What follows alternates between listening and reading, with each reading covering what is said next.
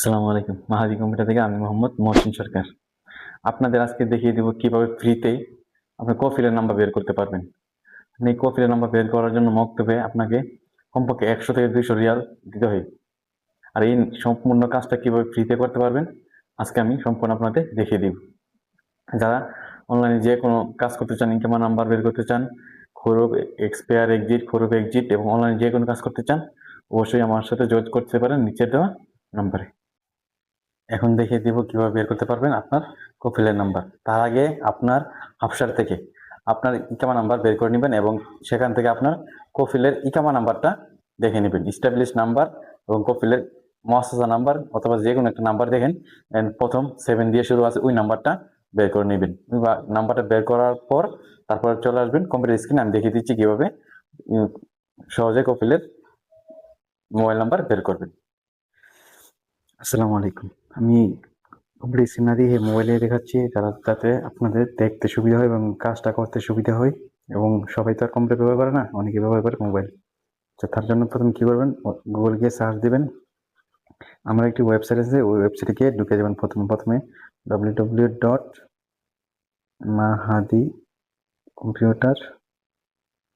computer.com লিখে search দিলেই এই যে আমার এই ওয়েবসাইটে আসবে, অথবা আমি এই ওয়েবসাইটের লিঙ্কটা আপনারা যেখান থেকে ভিডিওটা দেখতেছেন, ফেসবুক অথবা ইউটিউব যেখান থেকে দেখছেন ওইখানে দিয়ে দিব।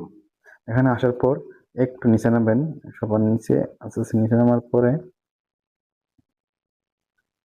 একটু নিচে নামবেন। নিচে নামার পরে এখানে দেখেন দেওয়া আছে সৌদি রেসিডেন্ট কার্ড, ইকামা ইস্যু রিনিউ কারেকশন সাপোর্ট।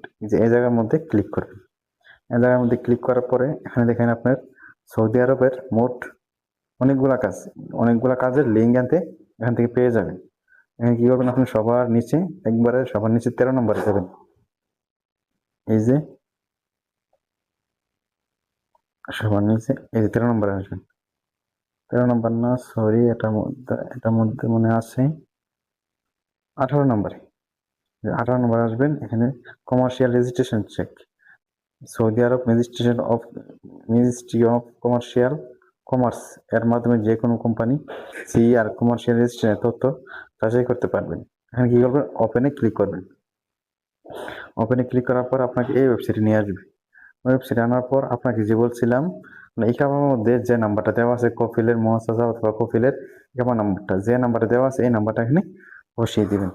আমি কি করছি, আমার নাম্বারটা এখানে আমি আমার ইকামার মধ্যে যার নাম্বারটা দেওয়া আছে, যে কোম্পানির নাম্বার দেওয়া আছে আমি ওইটা এখানে বসিয়ে দিচ্ছি। আচ্ছা, এখানে আমি আমার যে কফিলের নাম্বার আছে বা যেটা আছে এটা আমি বসিয়ে দিচ্ছি। আমারটা হলো